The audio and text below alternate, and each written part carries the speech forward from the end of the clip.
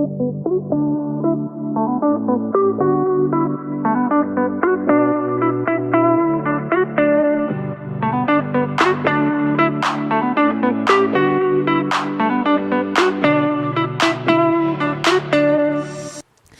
everyone. Welcome back to On the Air with Brett and Claire, Book Club edition. I'm Brett. And I'm Claire. And this is our I was going to say very first, but it's not a very first. It's our second book club. And this week we're going to be discussing The Four Agreements by Don Miguel Ruiz. Yeah, that sounds right. I'm just going to call him Miguel because that's what his website refers to him as. So throughout this, I'm just going to speak of the author as Miguel. I'll do it too. Okay, sounds good. Yeah, we're still learning how to structure these episodes, but we did take some book club questions from Miguel's website, so we're going to answer those and also kind of give a recap of the book like we did in last month's book club episode and just share our thoughts on it. Yeah, sounds good. Yep, and there will be no life update because you'll have to wait for next Thursday to hear that because this is book club. Yep. There is an announcement though, so our website is up and running on the air with brettandclaire.com, and it has links to like our Apple podcast link, Spotify link, our YouTube link, and eventually once we get it more kind of set up, we want to put Claire's prints for sale on there as well, but we have to figure out how to get that on there, and we have to actually make the prints and have them ready to sell, like photo prints, and also we hope to one day have merch, but that's a very costly thing to do. So yeah, we can't just buy tons of merch and we have nowhere to store it, and yeah, I don't know, we might be able to pay someone to handle it, but we're not at that stage yet where that's feasible. So yeah, just keep supporting us and maybe we'll get there. Yeah, hopefully one day. We do have one merch shirt. I think I wore it in an episode a couple of weeks ago, but we would love to send them to everyone who listens. Unfortunately, that's just super expensive, so we can't really do that right now. Yeah, but support the show. Go check out our website. Let us know what you think, and hopefully we'll have some prints ready for you guys in the next couple months. Yeah, and there's also a link to our Substack. I wrote like a little thing on there. It's basically just a blog, but I thought it might be kind of fun to do that. So if you want to read my blog posts, you can do that through our website also. Yeah, and how often are you going to put those out? I think a couple times a week. I don't know. I'm just going to see how I feel, and yeah, it's just kind of like a little side quest, but it seems fun, and I like to write things, and especially in like a blog form. So yeah, I think it'll be interesting. It'll be another kind of way to express yourself. Yeah, so I think it'll be fun. But yeah, you can read along on there. Again, the link's on our website, and I don't think there's any other announcements. If you're watching us on YouTube, Frankie is in the chair next to us, so he is not on camera today. But we are. And you got Ruby and Penny, so. Yep, and I think we're good to go now. All right, well, let's get into it. So, as stated, hopefully at least one of y'all out there read along with us the Four Agreements. Let me read the little inside flap for you. So let me start with this part. So it's his story, kind of. So Don Miguel Ruiz was born into a family of healers and raised in rural Mexico by a healer mother and a shaman grandfather. The family anticipated that Miguel would embrace their centuries-old legacy of healing and teaching and carry forward the esoteric Toltec knowledge. Instead, distracted by modern life, Miguel chose to attend medical school and become a surgeon. A near-death experience changed his life. Late one night in the early 1970s, he awoke suddenly, having fallen asleep at the wheel of his car. At that instant, the car careened into a wall of concrete. Don Miguel remembers that he was not in his physical body as he watched himself pull his two friends to safety. Stunned by his experience, he began an intensive practice of self-inquiry. He devoted himself to the mastery of the ancient ancestral wisdom, studying earnestly with his mother, and completing an apprenticeship with a powerful shaman in the Mexican desert. His grandfather, who had since passed on, continued to teach him in his dreams. In the tradition of the Toltec, I don't know how to pronounce this word, so I'm just not going to say it. So, Which one is it? a shaman, basically, but it's like a hard word to say. Okay. So a shaman guides an individual to personal freedom. Don Miguel Ruiz, a shaman from the Eagle Knight lineage, has dedicated his life to sharing the wisdom of the ancient Toltec. So that's kind of his story, and you don't have to like believe in any of that to gain a lot from this book, in my opinion. Yeah, it's not really about the mode in which you go about it. Like, it doesn't matter what religion or beliefs you have. It's it kind of applies to everything in a way. Like, I just put my own understanding of those things on it, and I think you can do that with anything, really. And I think he says to do that in the book. Yeah. Yeah.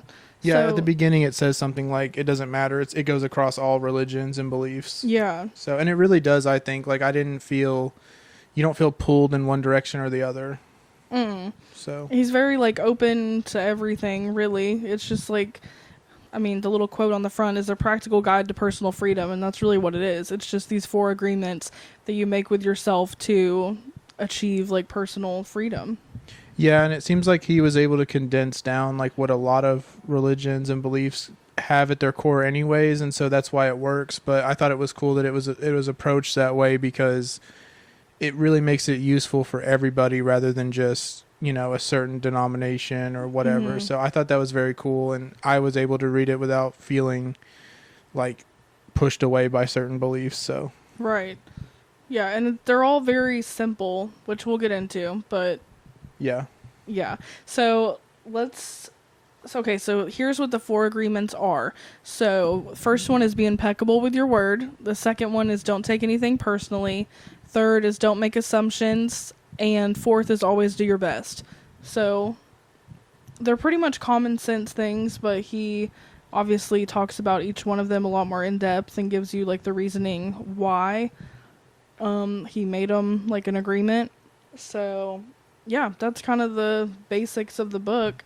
And you ready to get into our discussion about it? Yeah, you want to start with your opinions or mine? Oh, you can start. Okay, so I wrote like this big long thing. I won't read it, but basically, like, I've read this book before, like a while ago, maybe about 4 or 5 years ago, and reading it this time, it felt like a brand new book again. Parts of it just really spoke to me differently. I had different understandings of what it was even talking about. And it just, the whole thing reminded me, like, it seems like there's certain books, like, even if you reread them, the timing is very important, like, in your life. And this one, because of the journey, like, or the path we're on, it seemed like it spoke to my heart, or like my soul, like, directly this time. And yeah, it was just really like perfectly tailored for the feelings, or like the reason why I think we moved here to New York City in the first place. And just kind of ever since like my cancer stuff, it really opened our eyes and made us realize like why we were doing things. And a big part was, I think we had lost our, like, this sense of freedom. Like, we can do things for why we want to do them, and we can speak our minds and what we really believe. And like, I feel like maybe we were so jaded by trying to fit into the box that everyone is trying to fit themselves into. Cause it seems like there's like there's like this set way to do things in life, and you pick like a different job, but like it's all the same ultimately. And so I think we just got really fed up with that. And we saw this as a way to get our freedom back. But whenever I was reading through the agreements again and kind of understanding what they were, I just was like, okay, I think I've been missing the point a little bit. And it's not really the things you do that may give you that freedom. It's the way you go about like looking at life and your understanding of things and like what's really important. And like the first one, be impeccable with your word.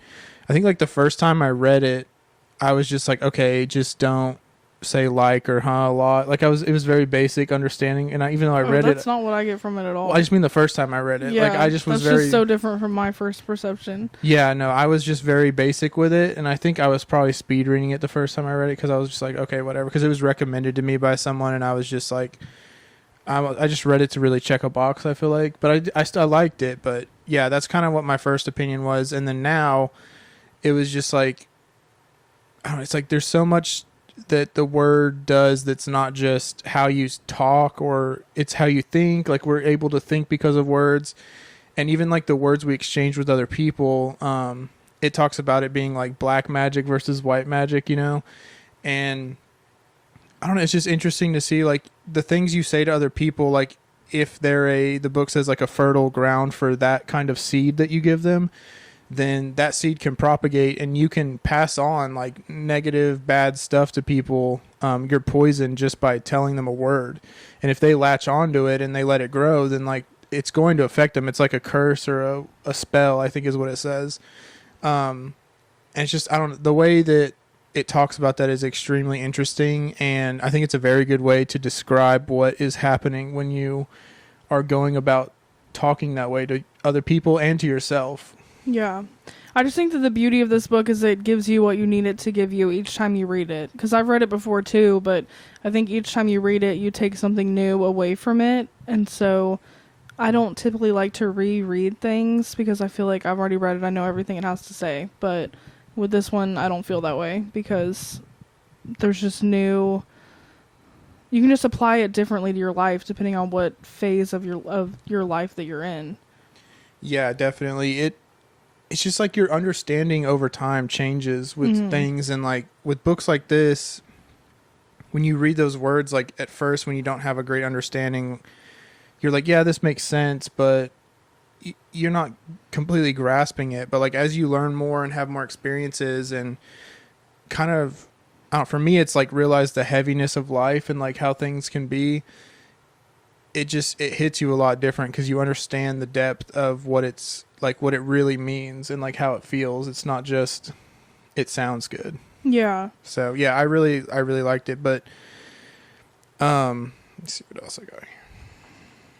Yeah, because I first thought like be impeccable with your word was just like, okay, if you commit to something, do it, you know, because your word counts for something. Like that was my first impression of it, but it's so much deeper than that. And it's the basis for the other 3 agreements. Like that one is definitely the most important, which he says in the book. That's not Yeah, just it's kind of like the cornerstone for everything. But the other part that he discusses, because like he talks about each agreement separately, but like the whole purpose for all the agreements together is what he really gets at, especially towards the end. But at one point he's talking about, and I related to this because we just talked about nostalgia. And I think part of the nostalgia thing was I've been wanting this feeling I had from childhood that was comforting, or I just felt at peace and I felt freedom, like true freedom. And like I wasn't tied down to responsibilities or some experience I had in my life.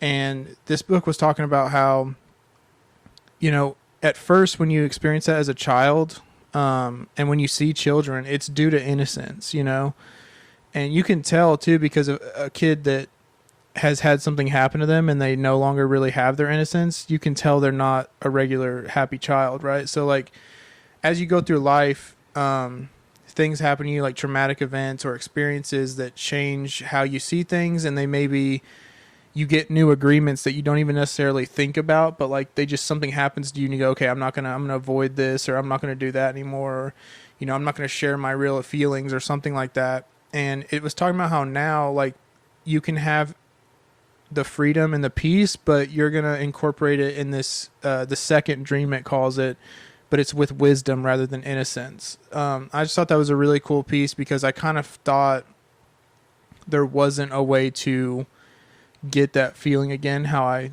used to feel it. Yeah. So I don't know. I think that's a really cool part of the book, and that's what made me so excited reading it again was it just really lays it out that it's possible to feel that freedom again, and it explains really what that freedom is and what you're looking for. And I don't know, it's just weird to think too that we have like all these agreements with ourselves that no one else even really knows. And we don't even know what they are a lot of times because we just kind of create them because of a traumatic event and we just move on with our lives. And then that affects how we react in like every situation, how we act in our relationships with our spouses, our friends, our family. Even just like people on the street. Yeah, every single person you come into contact with, like those agreements they're your rule book for how you go about the world and doing stuff. And it talks about how like you can undo them, and there's 3 different types of ways to undo it, I believe. So the first was like you can basically attack it one by one, and it talks about your basically it's like the parasite is what they call it. So the parasite, there's the parasite, the judge, and the victim.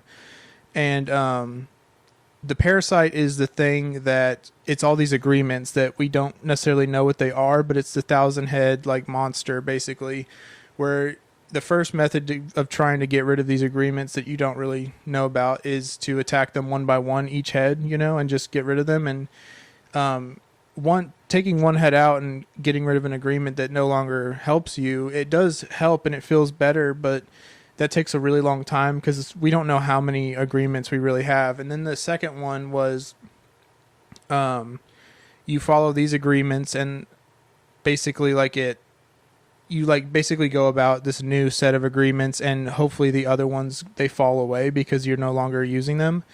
And I think the third one was, this was more of like the mystical way of going about it, but it was like a symbolic death, where it's like the death of your old self, and it kills off the, like your old agreements with yourself. This old way of being like dies off, but you're the new you, like the reborn you that has these new agreements. And it said that was the hardest one to do, but it's the most effective one. Yeah. But there was a lot of interesting, I don't know, I was just kind of thinking like it's a weird way to think about the whole thing. Like you have old agreements you don't even know about, but like there's 3 different ways to get rid of them and like become this new person. Mm-hmm. And cause like when people, like in Mexican culture, they have, the Day of the Dead, and like they're celebrating death, and like I've always kind of wondered why, and I've never fully grasped it, but the way he was talking about like the spirit of death or whatever it was, is towards the end he's like, the spirit of death has taught me a lot of stuff, and it's about like letting go of the past and staying in the present and not concerning yourself with the future. And it's about like they have to die because like the past is the past, and like there won't be a past if people don't die. That makes sense, like in a weird way, but it was just saying like he reminds us to stay present, because like there is no past and there is no future technically. Yeah. In a roundabout way he talks about that. But yeah, I don't know, it was a very interesting approach, and I did not like, the first time I read it, did not get all this. It's kind of weird. It feels like I didn't even read the book. Well, yeah, that's what I'm saying. It just depends on what phase phase of life you're in, and like how open you are to receiving it. Yeah. Let me see if I have any other. Yeah, but it's definitely not an easy thing to like follow these 4 agreements. I mean, it is, but not in practice necessarily. Yeah. And he talks about that a lot, where especially I think the first one is what he talks about being probably the hardest. It's either that one or the assumptions one, I think. But he was like, some of these things like sound easier, they're easy to say, but they're very hard to actually implement. And he talks about when he started first implementing these 4 agreements, and he felt many times he wasn't able to do it, but he just kept going and getting better, and he treated each day like a new chance to live out the 4 agreements. And the way he broke it down and made it like a lot less pressure to get them done, and then just think about it each day and keep implementing or thinking about it, and looking through life in this lens, it made it seem more doable. Yeah, because he says, so if you fall, do not judge. Do not give your judge the satisfaction of turning you into a victim.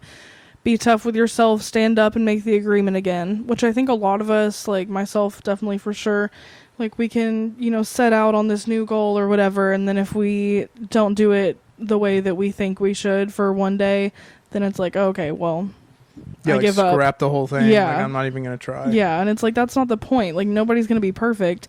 You're going to make mistakes, and you're not going to live up to the expectations you have of yourself in your head every single day, but that's not a reason to just throw in the towel. Yeah, and so that's what it talks about with the judge, the victim, and the parasite. It was basically like, so whenever you're growing up and your parents are teaching you how to do things right and you're learning language and kind of the rules for life, he calls that your domestication, like an animal, right? Like how you domesticate it. So that's what we are, because when you're younger and you're innocent, you're free, but like in a wild sense, where like you're like a wild animal, you know? And so you're learning these rules, and a lot of them are unspoken. And so that's why when you make those agreements with yourself, because they're unspoken, it's more of just like a feeling, and you don't necessarily know what that is, but you just avoid certain things. But you start to form your own judge, and it's based off of what like your parents teach you how to be, and usually they're teaching you how to be like them. And he was saying too about that your parents are teaching you how to be them, but that's because what else are they supposed to do? And they don't really have, they're not going to do anything else, because like their parents taught them how they do their life, and then now they're doing that because that's just the natural progression of humanity, really, and really anything. And it was just saying, so you form this idea of the judge, and a lot of times that idea of the judge is you're calling that usually like that's your idea of perfection. And so the judge is always going to be creating a victim if you let it, you know. And it's, so it starts to break down that like you don't have to be the victim, you don't have to really listen to the judge, because the judge is some unobtainable form of perfect that's not even necessarily real or true. It's just something that's in your head, and it's part of these agreements you have. And then there's the parasite, which the parasite is the actual agreements that are there, that are sucking off of you, basically feeding off of you. And so when you start to think of all your things that way, and I think about the third way that you can get rid of the parasite, and he broke it down and said, like, when you don't feed the parasite anymore, the parasite dies of starvation. So I think when you're able to recognize if the judge is talking and trying to make you feel like a victim, you can kind of like basically back out of that and go back to your 4 agreements, and you'll start to starve the parasite, I think is what he was trying to say. Yeah. But yeah, the whole idea of domestication, and that's how we form the judge in this idea of perfection. I don't know, it's very strange to think of ourselves being domesticated, but like it is true. Like we're wild and free and young when we're little kids. And we start, as we go through life, start to pick up like this heavy feeling of responsibility and the rules, how everything works. And like we start getting responsible for taking care of bills and our and food. Just like living up to societal expectations and standards. Yeah, which again, like that's all culture most of the time, and it's not even really real, in a sense that like it's just only real because everyone seems to believe it, but it's not necessarily what's true, and it's not what you should really dictate your life by. Well, yeah, that's what he talks about when he's talking about the agreement of not taking anything personally. Because, like, if somebody says something negative to you, it's a reflection of them, not of you.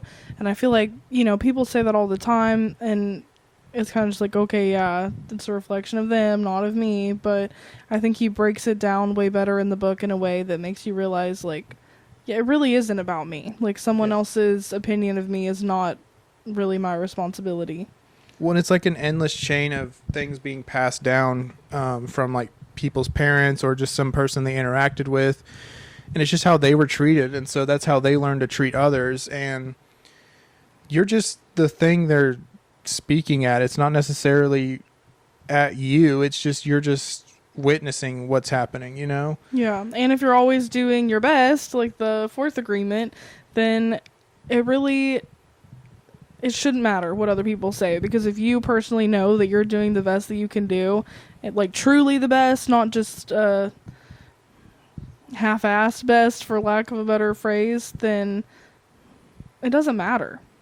Yeah, and that's how they all tie in too. Is it's like if you do all these how you should do them or like correctly, there's really nothing left, like no wonder left in life as to if you're doing things right or wrong. It's just you're living. Yeah. And that was the whole point. Is it's like most of us don't ever truly live because we don't ever get out, like, underneath or out from underneath the thumb of fear, or like our rules that we have set up, like our little box. Like, we're just always in that because it feels safe, but we also don't feel free. You feel trapped. And so, yeah, each one of these, like in the not impeccable word, the don't take anything personally. I thought it was interesting when he talked about don't take your own thoughts personally, even though it's happening in your head. It's really not necessarily you all the time. Like, it's like programming in a computer. Like, you didn't necessarily put it there, because we hear all kinds of things and people tell us a lot of things, and so it fills our heads with these thoughts, and they'll just come across your mind and you're not even trying to think about it, and you don't even necessarily believe it. But it was saying, like, yeah, the thoughts that come up in your mind, they're not true just because you thought them. Yeah. And I think a lot of people take every single thought they have, and I've done this too. It's, you take every single thought in your mind as complete truth, and like, it's, even if you're talking bad about yourself or whatever, it's not, you don't have to take that personal. Like, our brains just kind of do their thing. Yeah. Especially when they've been filled with a lot of like poisonous words by people who are not impeccable with their word. Well, even with like dealing with anxiety or something, it's like I'm not consciously making a decision to say that makes me anxious to do that or whatever. Like, that's just my brain, and like I don't have to accept that as truth. Like, oh, I don't know, I can't think of an example, but like, if I go do this, then this will happen. Yeah. Well, like when he was talking about that part, and he was talking about having control over your emotions, because he's talking or describing like what a warrior is versus a soldier, and it was like a warrior, like their cause is to always be fighting against whatever tyranny is trying to take their freedom away, and it's not about if they have, like, if they will win or not. It's about the hope that like they can still fight for it, and they'll have dignity in that strife. It's not just, oh, well, you know, we're screwed, or like I can't do anything. It's like, no, I want my freedom, so I'm going to keep fighting for it no matter what, even if I die. And it talks about how, like, through understanding that, like, you don't have to take things personally, you can have control over your emotions. And he talks about how the warrior has control over every aspect of their life, like complete self-discipline. And you know that you've mastered the 4 agreements, or at least the don't take things personally, if you no longer, like, or if you have control over your emotions, like complete control, where you're not freaking out or having certain things happen to you and feeling like a victim to your emotions, which that spoke to me a lot because I struggle with my emotions a lot. And so that's a huge one that I'm going to really think more on and really practice, because I really would like to be a master of my emotions. I think that would be amazing. Yeah, and I think this is a book that you can't just read and forget about. Like, you really have to, if you want it to work for you, like, you really have to take it with you throughout your everyday life. Yeah. Not physically bring the book with you, but, you know, take the 4 agreements with you. And he even says, like, you know, write it on the refrigerator. Like, don't take anything personally. Yeah. Yeah, I want to write down all 4 agreements and put them somewhere in here that I can see every day. Yeah, it just has to be a conscious effort. Like, it's not a book that you can read and all of a sudden your life is better. I mean, that's true for any book, but yeah, especially this one, I feel like it's a lifelong effort. Yeah, it definitely is. And I don't know, I was trying to remind myself while I was reading it too, because books like this can make you feel really good while you're reading them, you know, and you're like, oh, I'm going to do so much after this. I was trying to remind myself, like, yeah, you have to actually put in the work, you know, and like, I was really trying to absorb what each agreement was. And I don't know, I was just trying to think of how do I, not necessarily like systemize it, but like, how do I have this where it's constantly in my mind, because I really like what the book says, and I really want to pursue the agreements and see how it goes in my own life. Yeah. I agree. Yeah, no, it's a very interesting book overall. Like, is there one of the agreements that you want to stick with you the most? Like, that you want to practice the most? I think being impeccable with your word stands out the most to me, because I think I'm good with words in a sense that, like, I can talk to people and portray ideas very easily. But I think I definitely haven't mastered it in the sense that I haven't thought of like how am I like either spreading good or bad things to people like with my words. Like I haven't, and it's like you talk to others as if you're talking to yourself is how you should talk, and like how you want to be treated, like the golden rule. But also speaking your feelings completely and not hiding them. Like I have a hard time with that, and like masking how I'm feeling to make it sound better to whoever I'm talking to. And I really, that's the biggest thing I think I want to work on to get better at, because I think it's hindering me from having complete freedom in that sense, because I'm constantly hiding behind like a little bit of a mask that I still haven't been able to get rid of, because I feel like I can't fully express like how I'm feeling or thinking, you know what I mean? Mm-hmm. So that's a big thing that stands out to me. Yeah, I think that's good. Mine will probably be not to take anything personally, because he says in here, personal importance or taking things personally is the maximum expression of selfishness because we make the assumption that everything is about me. So that's kind of goes along with like don't make assumptions and don't take everything personally. But I think like when you hear somebody say something negative of you, or even like being anxious to go somewhere, it's like you place, like me personally, place so much importance on myself that people even care, or that the negative comments that they make are just all because of me and have nothing to do with them, when really it's like it is a reflection of them, and there's no reason to not do the things that I want to do because of someone else and their assumptions about me, Yeah. you know? Well, it reminds me of like when I was like a couple years ago, I had a friend who was like, you know, when you walk in a room, do you think everyone is just like immediately thinking about you and like what you're doing and that's it? Like, Yeah. because he's like, I can guarantee you they're not. And I think when you're caught up in that, that's kind of exactly what you're thinking, is like every person that you walk into a room and you see, like they're like, oh my gosh, like this person is here. Like, Yeah. it's like no one cares really. Like they're not thinking that. They're just going about their life, and they're probably worried more about like what everyone's thinking about them, you know? Like it's Yeah. not, it's just funny how we think, but it's like we all think that way, but it's just not true. It's just a perception. It's just hard to like really beat it into your brain that everyone Yeah. is not thinking about you and literally no one cares, but it's true. Yeah, it's just that's an agreement you've made with yourself, is that Mhm. like you have to be conscious of how every single person's perceiving you. And I think it starts like on a singular level, right? So like when you're interacting with your mom or dad when you're younger, you're constantly worried about how they're thinking about you, and I think that just kind of expands over time, like to everybody around you, you know? Does that make sense? Yeah. Like you form it young, and like so you start to Yeah. think like, I need to please every person in here, and if they have a bad thought about me, I'm doing something wrong. Like that's how I feel anyways. Mhm. But yeah, that's a really hard one to shake. It is hard. But just gotta starve that parasite. Yeah. All right, we're gonna go through some of the discussion questions that were on it's miguelruiz.com. So if y'all want to read this book, there's a lot of different discussion questions, and if you want to talk about it with your friends or something, I don't know, you can go to his website. Or send us messages and we'll try to message you back about the book. Yeah, we definitely will message you back if you send us a message. But yeah, hopefully some of y'all have at least read it, so you're following along with us. But if not, you should all go read it. Yeah, so anyway, moving on. The first discussion question that we're going to talk about is that Don Miguel claims that the human mind is dreaming all the time. It dreams when the brain is asleep, and it also dreams when the brain is awake. Do you agree or disagree? Yeah, I think I agree. Like, I'm like 80-90% there.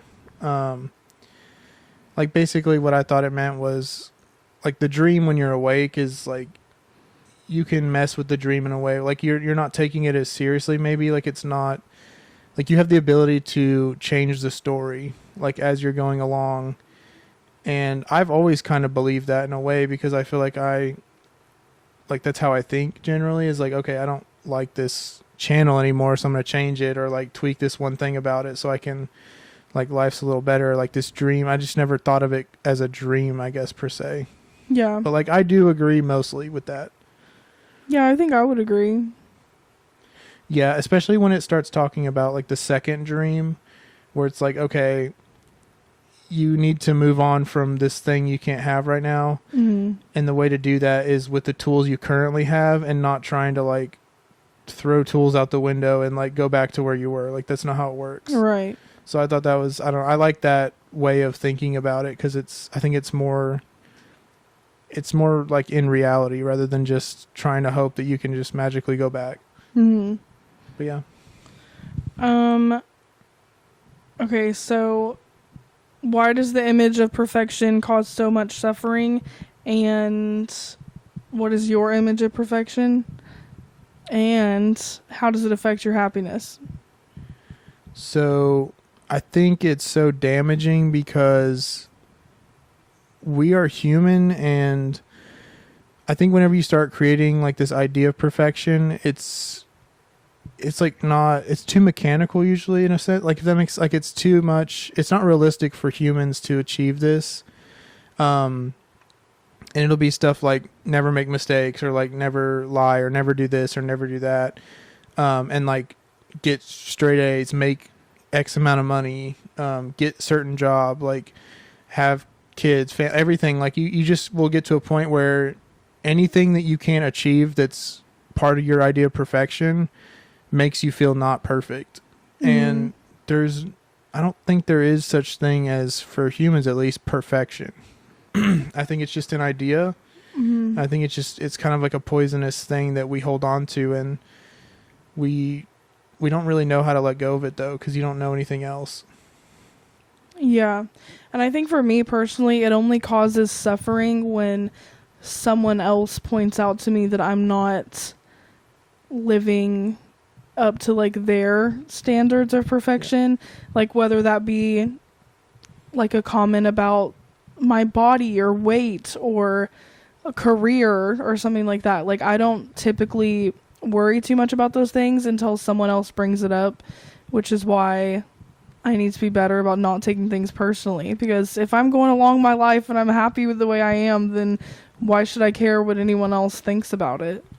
Yeah, and that's a good point. It's like two-sided. So it's not only like your own idea of perfection for yourself, it's other people's idea of perfection when it's cast on you. And if you take things personally, then you're going to let those seeds grow in you, and it's going to affect your idea of perfection. And it just keeps going and going until you're super unhappy.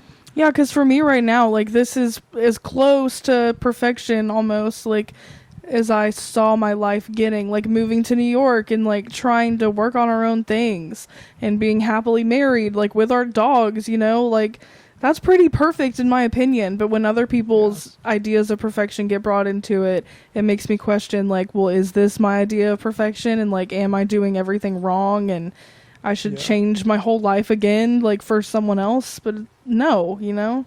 Yeah, I'm constantly like, I feel like our life is, I mean, it's as perfect as I would want it, but like when it comes to finances, especially, like that's a big part of my idea of perfection. And so if we aren't making X amount of dollars, or like I'm not actively working towards like certain things financially, I just feel like we're regressing immediately. And like I'm not even going after what really matters, when it seems like that's the whole reason we went on this journey. And I realize that, and I still struggle with wanting to revert back to that because it's comfortable, and I feel like it's like the best solution I have at the moment. But I know ultimately now that it's not going to serve me or you and what we want to do in life. And so it's a weird struggle to like realize an agreement in your life that you have, and then like you're constantly battling it, trying to get rid of it. But now understanding the way the parasite thing works that he talks about, like I hope that I can break these agreements a lot more successfully now. Yeah, and I think some people's idea of perfection is like a financial goal or something.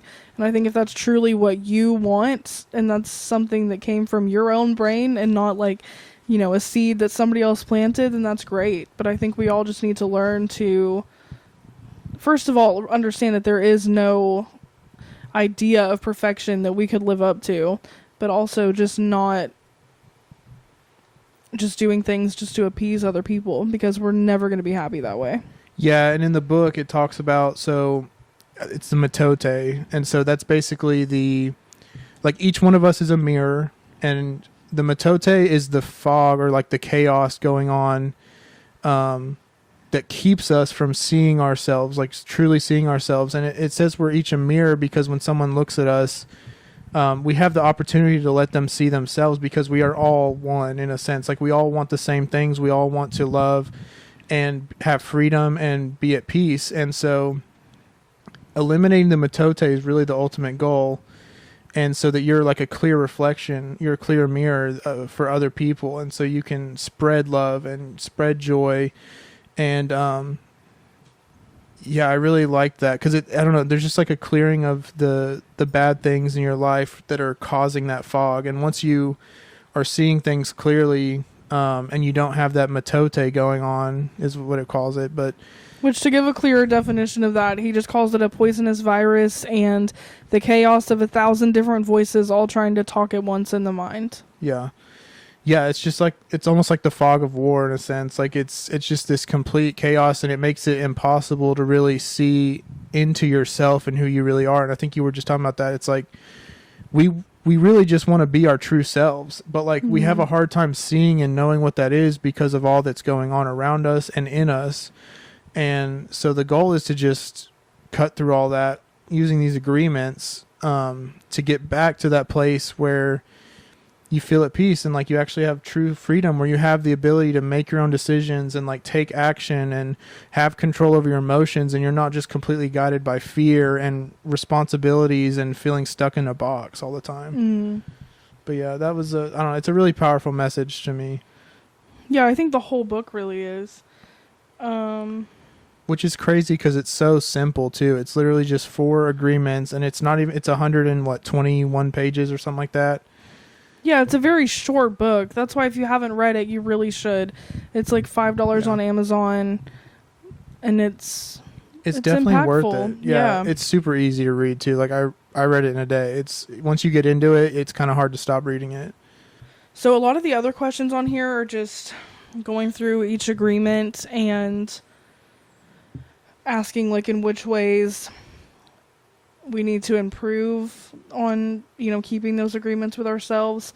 But I feel like we've kind of talked about that throughout this episode, so I guess we can kind of skip over those. But y'all should answer those for yourself, I think. Are you going to put a link to that somewhere? Yeah, I can link. I'll put it in the notes on this episode on YouTube and on Spotify and Apple Podcasts. Perfect. So if y'all want to look through the questions and answer them for yourself, there will be a link there. But I guess we can end on, so the 4 agreements seem like common sense. Do you find it easy or difficult to practice these agreements? And has practicing one or more of the agreements changed your life? So from the first time I read it, I think the do not take things personally is really the one that stuck with me, that I was able to practice more often than the others. And I would say that it changed my life quite a bit, because I don't know, you just start to realize that people, even if they seem like they're angry at you, or they're like cursing you or throwing some bad stuff on you, like they don't like you at that moment, you realize like it's not really about you. You know what I mean? Like there's things that have happened to them, like not only just in that situation, but like in their whole life leading up to that have caused this person to act in this way. And so like you can let go of things a lot easier. I'm not sitting around holding grudges on people, even if they've like yelled at me or whatever. And I don't know, it just makes it's given me a little more peace about social interactions. Like, because I don't have to go around worrying about pleasing every little thing for someone else, or like, making a situation seem a certain way. But like, yeah, I would say it's extremely difficult to practice all of them though, because you really have to want it. You really have to want to change and do this thing, and you have to really understand what it is you're practicing in these agreements and how to actually implement them. And so I think just as you like consciously go about it, if you're keeping the agreement somewhere where you can see them and you're thinking about it a lot, I think as you go along and make mistakes and figure it out more, it'll start to be a clearer picture of what you're actually trying to achieve. Yeah. Yeah, I think this book like brings you to the water, but you have to be the one to drink it. Yeah. Yeah, and a lot of times with any like self-help book or psychology book, when you read it, it seems very apparent because like the person who wrote it most of the time has like thought through this issue a lot, and so they really understand it, you know. But like it's kind of how if you want to make sure you really know something, like be able to teach it or whatever they say, it's because like you have to really understand something to teach it. Yeah. Because there's a lot of things that there's a lot of parts to it, and if you don't understand one little part, you're not going to see the whole picture. Yeah. And it's that way with this and anything pretty much like this. Yeah, I agree. The first time I read it was during all of your cancer stuff, so I enjoyed reading the book, but I don't feel like I had the capacity at that time to really take what it said to heart and like really take action on any of it. Do you feel like you used any of them at all, or like was any of it in the back of your head? I feel like, yeah, the don't take it personally one is always in the back of my head. It's just a really hard one to fully grasp and like do.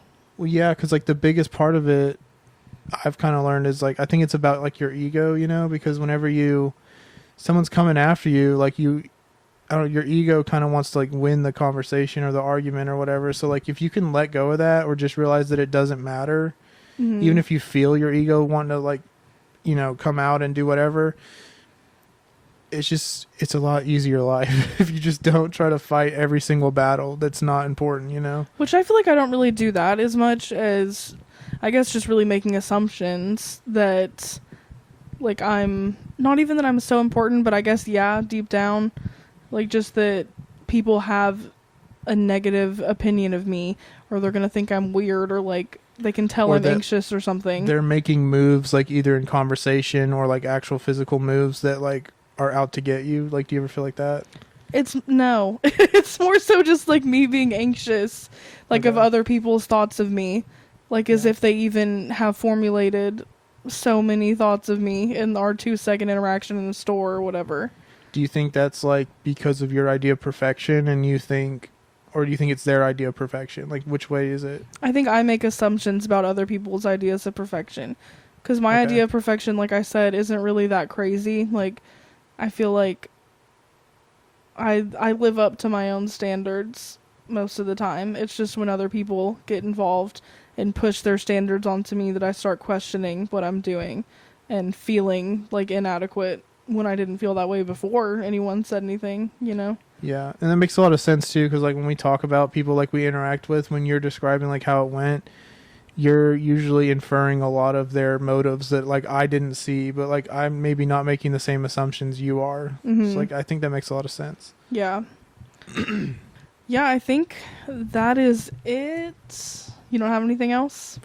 No, just it's a great book. I'm gonna definitely try to reread it maybe once a year or something like that. See how that goes, and try to practice the 4 agreements. But It's definitely the kind of book you can do that with because it's short, it's Mhm. effective, and it's good to have a refresher because, like we said, every time you read it, I think you can gain something new out of it depending on what you're currently going through in life.